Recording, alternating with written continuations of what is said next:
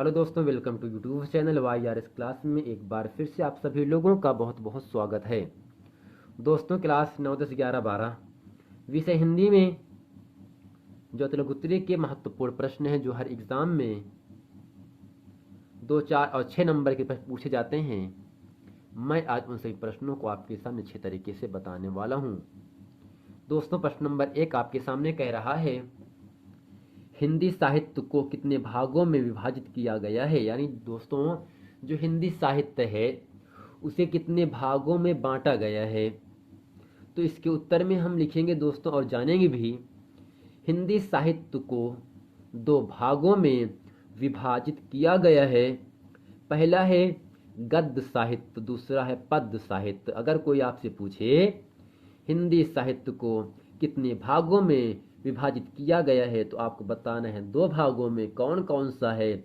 गद्य साहित्य और पद्य साहित्य। प्रश्न नंबर दोस्तों दूसरा आपके सामने कह रहा है, हिंदी गद्य के प्राचीनतम चरण किन भाषाओं में उपलब्ध हैं। तो दोस्तों इसके उत्तर में लिखेंगे, हिंदी गद्य के प्राचीनतम रूप राजधानी और ब्रज भाषा में मिलते हैं। यानी हिंदी गद्य के प्राचीनतम चरण होते हैं किन भाषाओं में मिलते हैं दोस्तों? राजस्थानी और ब्रज भाषा में हिंदी गद्य के प्राचीनतम चरण मिलते हैं। प्रश्न नंबर दोस्तों तीसरा आपके सामने कह रहा है, ब्रज भाषा गद्य का आरंभ शुरुआत कब से माना जाता है। तो इसके उत्तर में लिखेंगे दोस्तों, संवत 1400 से या 1343 ईस्वी के लगभग ब्रज भाषा गद्य का आरंभ माना जाता है। यानी 1343 ईस्वी लगभग 1400 ईस्वी के लगभग ब्रज भाषा गद्य का आरंभ माना जाता है। दोस्तों प्रश्न नंबर 4 आपके सामने कह रहा है, खड़ी बोली हिंदी की प्रथम रचना और लेखक का नाम बताइए। यानी हिंदी खड़ी बोली का जो प्रथम रचना क्या है और इस प्रथम रचना के लेखक कौन है, ये आपसे पूछ रहा है दोस्तों। तो इसके उत्तर में लिखेंगे, हिंदी खड़ी बोली की प्रथम रचना चंद छंद वर्णन की महिमा है, जिसके रचनाकार जिसके लेखक कवि गंग है। यानी खड़ी बोली हिंदी की प्रथम रचना चंद छंद वर्णन की महिमा है, जबकि इसके लेखक या रचनाकार कवि गंग जी हैं। प्रश्न नंबर दोस्तों 5वां आपके सामने कह रहा है, कवि गंग कौन थे। कवि गंग कौन थे? तो इसके उत्तर में लिखेंगे हम, कवि गंग बादशाह अकबर के दरबारी कवि थे। कवि गंग जो थे दोस्तों क्या थे? बादशाह अकबर के दरबारी कवि थे और इन्होंने हिंदी खड़ी बोली की प्रथम रचना अर्थात चंद छंद वर्णन की महिमा की रचना भी की। प्रश्न नंबर 6 आपके सामने कह रहा है, हिंदी खड़ी बोली की आरंभिक रचनाओं और उनके रचनाकारों के नाम लिखिए। यानी जो दोस्तों हिंदी खड़ी बोली की जो गद्य की आरंभिक रचना है, जो शुरुआती रचना है, उनका नाम लिखना है और उनके रचनाकार अर्थात लेखक का नाम भी आपसे पूछ रहा है। दोस्तों एक तरफ हम लिखते हैं रचना, दूसरी तरफ लिखते हैं रचनाकार। पहला है भाषा युग वशिष्ठ, इसके रचनाकार कौन है दोस्तों? किसने लिखा इसे? वो लिखे हैं राम प्रसाद निरंजनी ने। जबकि दूसरा है पंचांग दर्शन, इसके रचनाकार कौन है? मथुरानाथ शुक्ल हैं। तीसरा है पद्म पुराण का भाषानुवाद, इसके रचनाकार है पंडित दौलत राम। यानी पहला है भाषा योग वशिष्ठ के लेखक राम प्रसाद निरंजनी, पंचांग दर्शन के लेखक या रचनाकार मथुरानाथ शुक्ल, पद्म पुराण का भाषानुवाद पंडित दौलत राम। प्रश्न नंबर 6 तक उम्मीद करते हैं आप लोगों को समझ में आ गया होगा।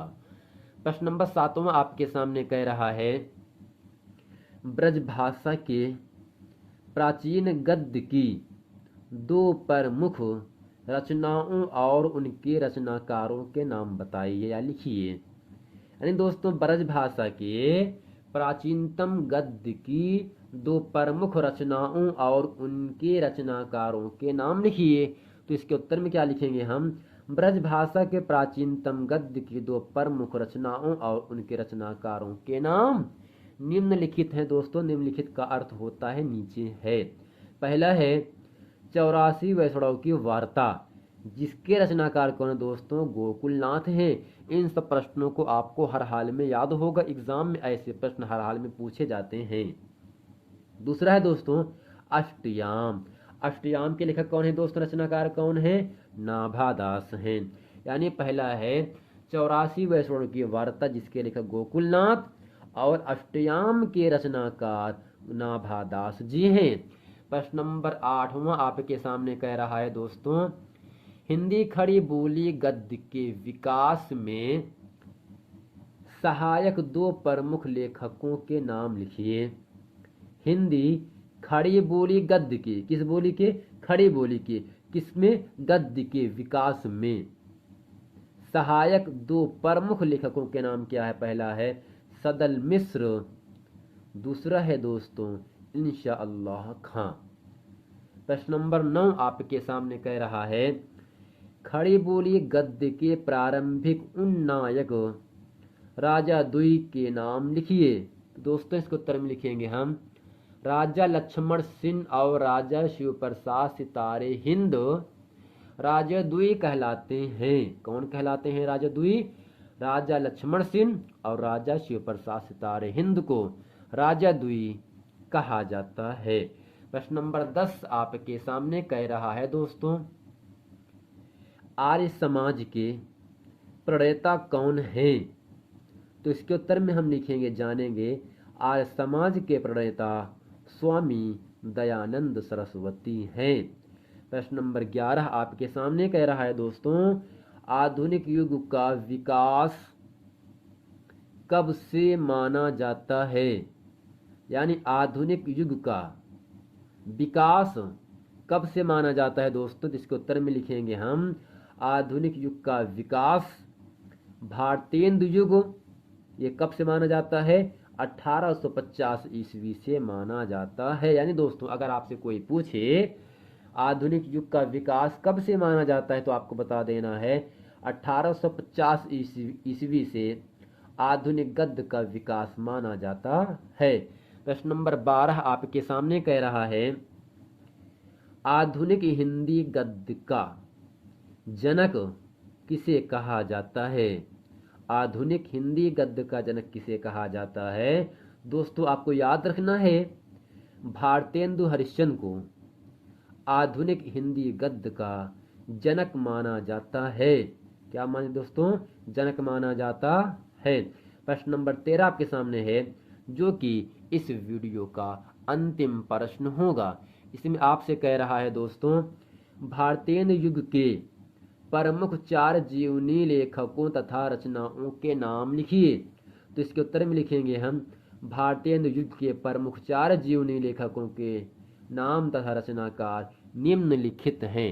तो नंबर 1 आपके सामने कह रहा है दोस्तों, नंबर 1 कह रहा है प्रताप नारायण मिश्र, इनकी रचना है आर्य चरितमृत। जबकि दूसरा है बाल मुकुंद गुप्त, इनकी रचना क्या है दोस्तों? हरिदास गुमानी। तीसरा है राधा कृष्ण दास, इनकी रचना है आर्य चरितमृत बप्पा रावल। चौथा है देवी प्रसाद मुंसिफ, इनकी रचना प्रमुख रचना क्या है? उदय सिंह महाराजा। दोस्तों उम्मीद करते हैं इस वीडियो में प्रश्न नंबर 1 से लेकर प्रश्न नंबर 13 तक सभी प्रश्न एग्जाम की दृष्टि से बहुत ही महत्वपूर्ण प्रश्न हैं, और हम उम्मीद करते हैं कि आप लोगों को यह प्रश्न समझ में आ गया होगा। यदि ये वीडियो आप लोगों को पसंद है तो वीडियो को लाइक करें, कमेंट करें और सब्सक्राइब करना ना भूलें। मिलते हैं दोस्तों नेक्स्ट वीडियो में, तब तक के लिए थैंक यू।